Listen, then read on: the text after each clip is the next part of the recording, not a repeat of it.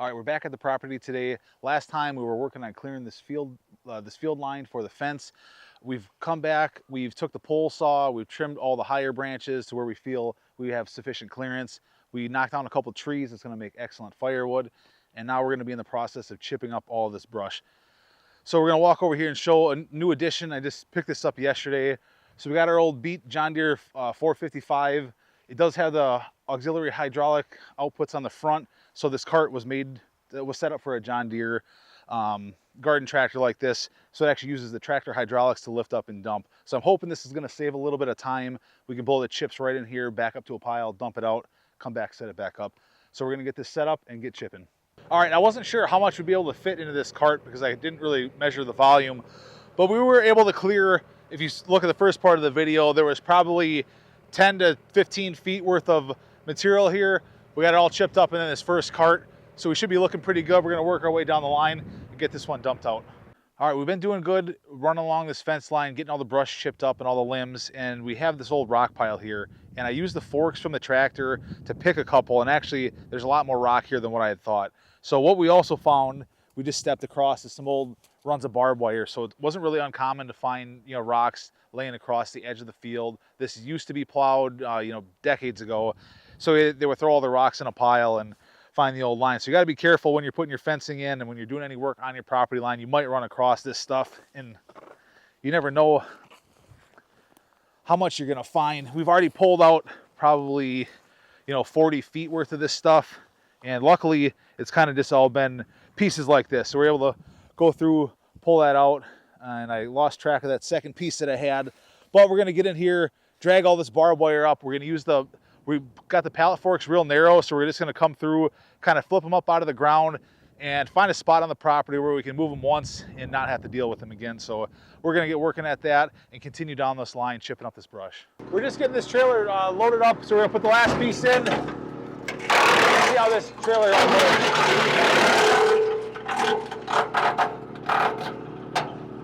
All right.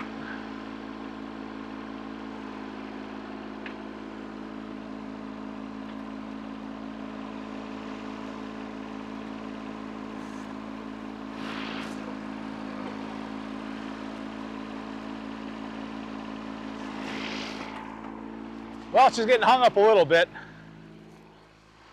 Yeah, we can see what we ran into an issue. It has this cross beam. The guy I bought it from, or whoever made these extended sides, and we're running into an issue is that they still had the same height for this cross support. So the material is coming down and getting hung up on this cross support. So it's not dumping as well as I would have liked. So I ended up having a fight with it a little bit here, which kind of defeats the purpose of having a dump trailer. But once we get past that, now we can kind of feather the throttle a little bit.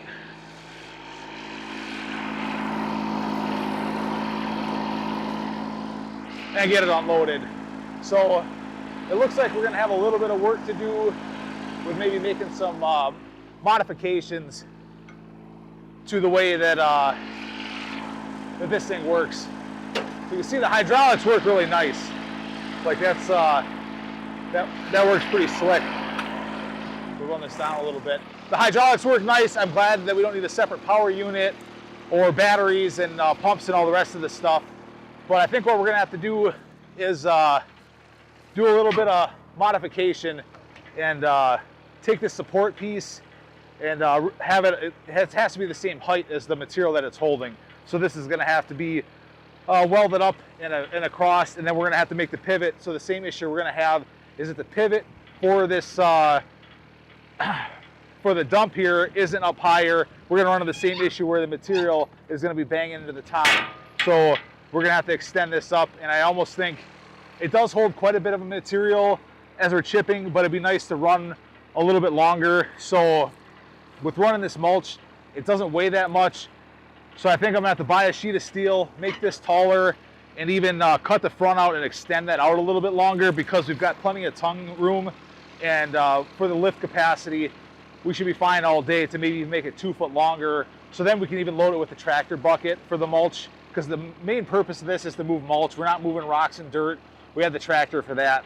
So I think we might have to make some modifications, but for now, this is working out okay, a little bit of dicking around and fighting with it, but we're gonna make it work and get back to the pile. All right, we have all of our chipping done. We decided, because we had a bunch of low spots with all these rocks that we picked out, that we would just chip in place, and then we'll just use the bucket and spread out the mulch to kind of fill in these low spots. We're not gonna buy topsoil, fill all this in.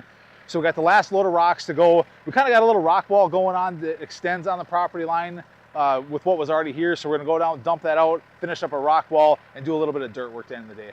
We didn't get as much chipped and firewood made today, but we did run into all these rocks. So from where I'm standing to the end, we ended up finding all these rocks that were right about where we were gonna put the fence line or have our trail next to the fence.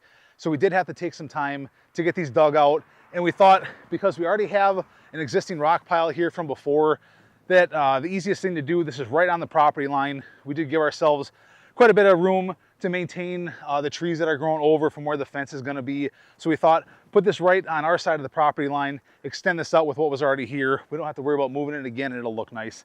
So we tried to arrange it so it looks good. So this is where the rocks went. We're gonna finish up with a little bit of dirt work, and we're gonna show you guys what we added on to our bucket for the tractor that makes it a lot more useful for doing some of this dirt work.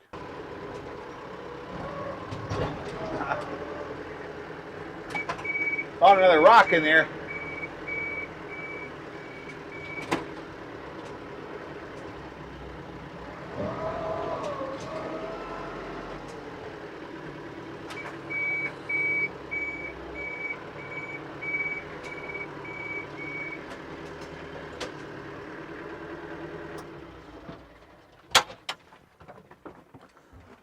All right, looks like we found another bigger rock in there that I didn't see. This whole thing was a rock pile. Oh yeah, you can see this whole thing was a rock pile.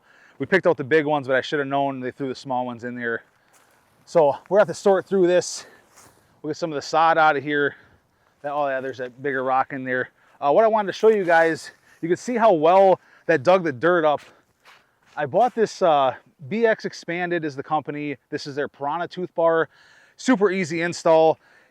You can see it's got these little pieces here that sit over top of your existing cutting edge, and then underneath feels like there must be at least 2 inches of material underneath, and then all it does is bolt through on the side. So you do have to drill a hole on each side of your bucket. They have the option, you can buy one of their step bits, or I already had a bit. They are custom made, so you have to measure the inside dimensions of your bucket, put your order in. It's custom made to order, so it fits your bucket perfectly. And I've really found this thing useful for doing dirt work. I mean, this is a 45 horsepower tractor, but it's still a compact tractor. It's not a skid steer. And it just doesn't have the power and the weight to get the traction like a skid steer does. So with having this tooth bucket on here, it really makes a difference on being able, like something like this, where we're taking off some of the sod, we're gonna wanna level this out. You really have a hard time. I've really had a hard time with the factory bucket. So this thing has been pretty handy. I want to say it was around 350 bucks. So it's not cheap, but it's also not that expensive at the same time. You know, when you start adding on attachments and everything else, this really makes a difference if you're doing some of this dirt work. So we're gonna try to sort through this and wrap up the day here. We'll catch you guys on the next video. We have a bunch more stuff to chip. We're gonna be doing some firewood and all that kind of stuff. So if you guys like the video, hit the like button, subscribe, and we'll see you guys in the next video.